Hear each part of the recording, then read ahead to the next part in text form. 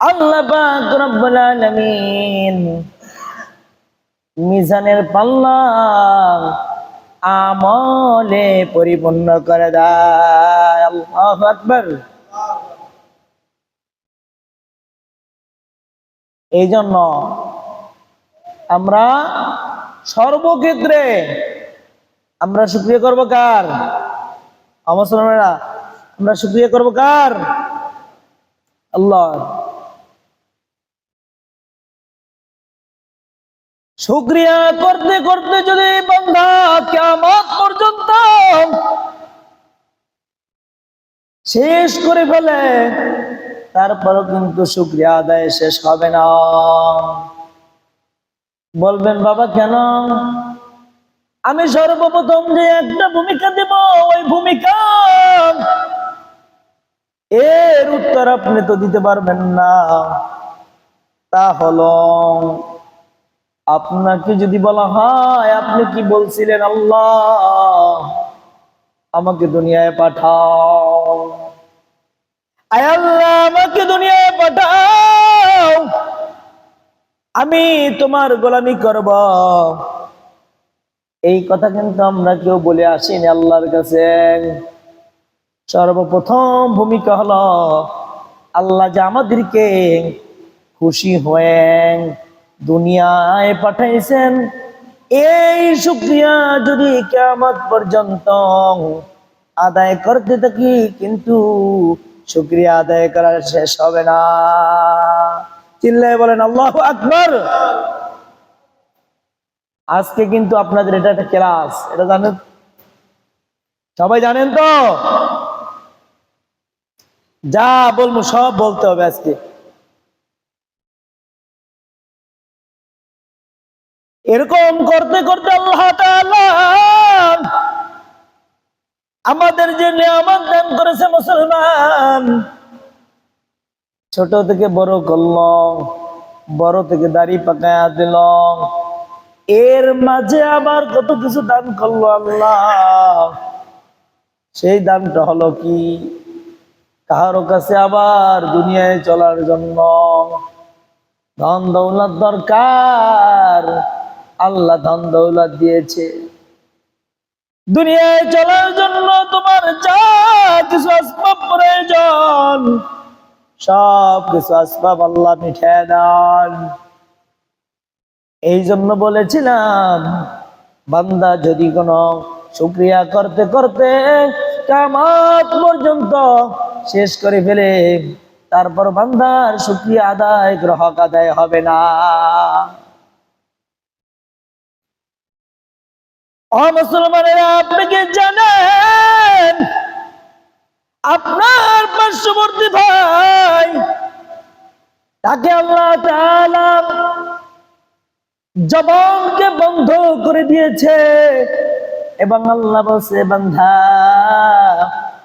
আমি ওকে জবানকে বন্ধ করে দেওয়ার কারণ তোমাকে দিয়ে শিক্ষা গ্রহণ করে দিছি। ওর যে জবান বন্ধ হয়ে গেছে এর মানে ওর কোনো অপরাধ নয়। বিষয়টা হলো এভাবে, জবানটা বন্ধ হয়ে যাওয়ার কারণে আমি তোকে বুঝাইলাম জবান বন্ধ হওয়ার গুরুত্ব, যে তোমার জবান কত সুন্দর, কত সুন্দর সুন্দর মিষ্টি ভাষায় কথা বলতেছ, কত সুন্দর সুন্দর কথা বলতেছ। সুযোগ না, তোমার জন্য বড় সুযোগ। এই সুযোগকে যদি কাজে না লাগাইতে পারো, মনে রাখবে এমন একটা সময় তুমি অপদস্থ হবে, ও সময় খালি শুকরিয়া আদায় করতে থাকবেন, ও সময় খালি আর আল্লাহকে আল্লাহ বলে ডাকতে থাকবেন। আল্লাহ বলবে বান্দা শুনে রাখ, শুনে রাখ, তোমাকে কিন্তু আমি সুযোগ দিয়েছিলাম, এমন একটা সময় সুযোগ দিয়েছিলাম, সেই সুযোগ তুমি কাজে লাগাও নাই। এখন তুমি যতই বলো না কেন, আর তোমার কথা গ্রহণ করা হবে না।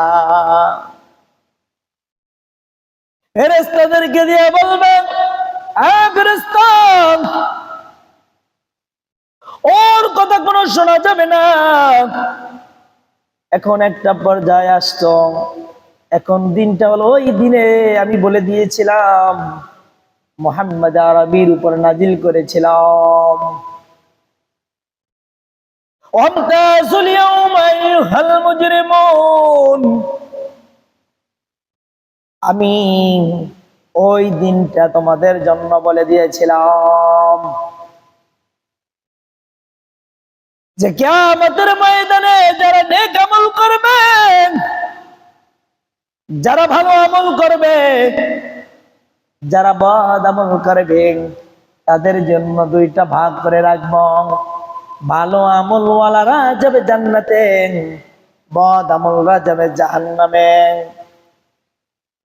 বলা হবে,